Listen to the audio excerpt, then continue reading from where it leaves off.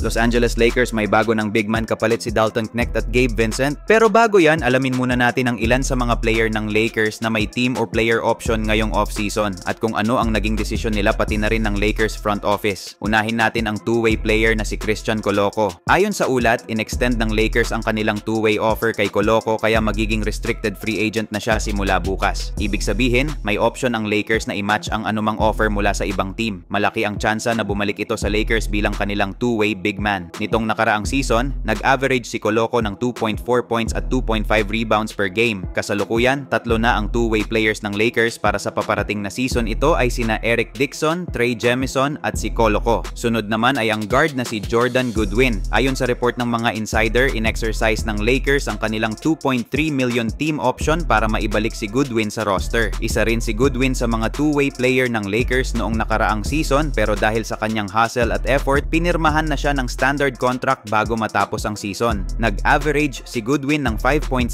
points, 3.9 rebounds at 1.4 assists per game. Sa kabilang banda, isa sa mga notable na desisyon ay ang kay Dorian Finney-Smith na nag-decline ng kanyang 15.4 million player option kaya papasok siya sa free agency. Inaasahan na maraming team ang interesado sa kanya kaya umaasa siyang makakuha ng mas malaking kontrata. Sayang para sa Lakers dahil bukod sa kanyang kakayahan sa 3-point shooting, isa rin siyang solid defender. May chance pa din ng Lakers na makuha si Finney-Smith kung magkasundo sila sa panibagong kontrata. Samantala, bukas na nga magsisimula ang NBA free agency at inaasahan na isa ang Los Angeles Lakers sa mga team na gagawa ng malaking hakbang, particular na sa kanilang center position. Isa ito sa mga pinakamalaking butas sa lineup ng Lakers nitong nakaraang season kaya naman tutok ang front office sa pagkuha ng maaasahang big man. Sa dami ng available na mga pangalan sa free agent at trade market, isa sa mga inaasahang focus ng Lakers ay si DeAndre Ayton. Matagal na ring nadadawit ang pangalan ni Ayton sa mga espekulasyon ng buyout at posibleng paglipat sa ibang team at kung mangyayari ito, maaaring isa ang Lakers sa mga unang kumilos. Bukod kay Ayton, mas umiinit rin ang balita tungkol kay Walker Kessler ng Utah Jazz. Matagal nang napapabalitang target ni Rob Pelinka ang batang big man na ito. Ngunit ngayon, mas lalo pang naging matunog ang pangalan ni Kessler matapos isagawa ng Jazz ang trade para kunin si Jusuf Nurkic kapalit ni Collin Sexton. Dahil sa move na ito, tila nanganganib ang role ni Kessler sa rotation ng Jazz. At ayon sa isang NBA insider, ang Lakers ang kasalukuyang frontrunner para kunin si Kessler. Maari raw i-alok ng Lakers sina Dalton Knecht, Gabe Vincent at isang draft pick kapalit ng promising big man. Kung sakaling matuloy ang trade, makakakuha ang Lakers ng 7-foot center na swak ipares kay Luka Doncic at LeBron James. Sa kanyang second year sa liga, nag-a-average si Kessler ng 11 points, 12 rebounds at may mataas na 66.3%